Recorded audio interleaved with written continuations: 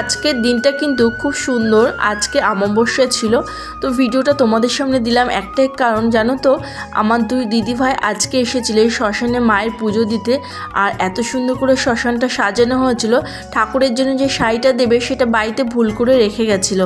তো আমি যখনই দিতে গেলাম তখন কিছু মায়ের ভিডিও ফটো এখানে দেখতে পেলাম। মাকে এত ভালো লাগছিল দেখতে না, তো ক্যামেরাবন্দি মাকে করেই নিয়েছি যাতে আমার সমস্ত প্রিয় যারা যারা আছো তারা সবাই দেখতে পাও মাকে ঘরে বসে।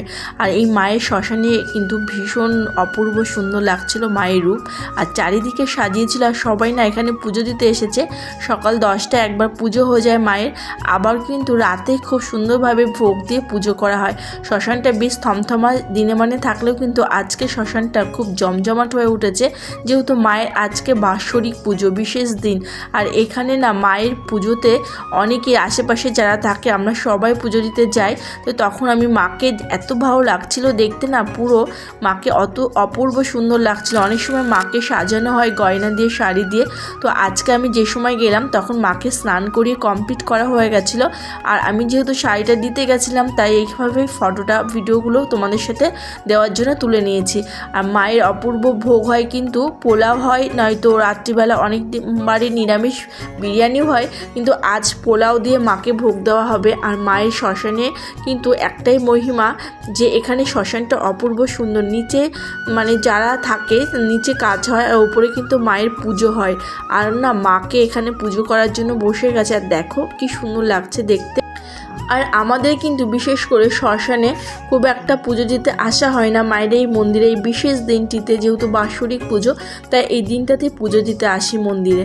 আর আমার দুই দিদিভাই পুজো দিয়েছিল, আর আমি কিন্তু পুজো দিতে পারিনি বিশেষ কারণে। যাই হোক, তো দিদিভাইদের পুজো দেওয়ার সময় আর আমরা সবাই মিলে কিন্তু বাড়িও চলে এসেছি পুজো টুজো দিয়ে। আর আজকে না নিরামিষ খেয়েছি সবাই। আর পাশে একটা ফুল গাছের নার্সারি ছিল ছোটোখাটো, তো সেখান থেকে অ্যাডিকা পাম গাছটা খুব ভালো লেগেছিল বলে কিনে নেওয়া হয়েছিল। আর চারিদিকে অসাধারণ লুকসটাও তোমাদের সামনে তুলে ধরেছি ঠাকুরের মন্দিরে। আর জানো তো একবার কি হয়েছিল আমার সাথে, আমি শ্মশানে গেছিলাম, সেইবার আমার ছেলে পরীক্ষা ছিল। তো ছেলে বলছিল মা একবার পুজো দিয়ে আসো। তো আমি না পুজো দিতে গেছিলাম, তখন শ্মশানে না কেউই ছিল না, ওপরটা পুরো ফাঁকা। আর আমি না একটার পর একটা প্যাকেট ছিল সমস্ত শ্মশানের ভেতরে মায়ের মন্দিরে, কেউ শাড়ি, কেউ সন্দেশ, কেউ ফুল, ধূপকাঠি, বাতাসা সব কিছু রেখেছে। আর আমি তার উপরে রেখে নিচে হয়ে প্রণাম করছি। আর তখনই হুট করে সন্দেশের প্যাকেটটা একটু নিচে নাড়া লেগে হাওয়াতে কি জানি না পড়ে গেছিলো। আর সেইবার কিন্তু আমি ভীষণই ভয় পেয়েছিলাম, তাই কখনো আমি শ্মশানে একা যাই না, সবাই গেলে তাই যায়। আর এই দিনটা ভীষণ জমজমাট ছিল, তাই একটুও ভয় লাগেনি শ্মশানে যেতে। আর রাতে না ভীষণ জমজমাট হয়, চারিদিকে লাইট দিয়ে সাজিয়ে দেয়। আর নদীর ধারে যেহেতু এখানে শ্মশানটা মায়ের মন্দির, সমস্ত মন্দিরই কিন্তু মায়ের শ্মশানকালী মায়ের মন্দির কিন্তু নদীর পাশে হয়। তো আমার ভীষণই ভয় লেগে গেছিলো সেই দিনটার ঘটনাটা তোমাদের সাথে আমি বললাম। আর এই মাকে উদ্দেশ্য করে কিন্তু অনেক অনেক ছোটোখাটো সাংস্কৃতিক অনুষ্ঠানও হয়, গান হয়, আঁকা হয়, আবৃত্তি প্রতিযোগিতা। আর এই মায়ের মন্দিরে কিন্তু 5টা চাদরও দেওয়া হয়েছিল দান করার জন্য। কেমন লাগলো ভিডিওটা জানি।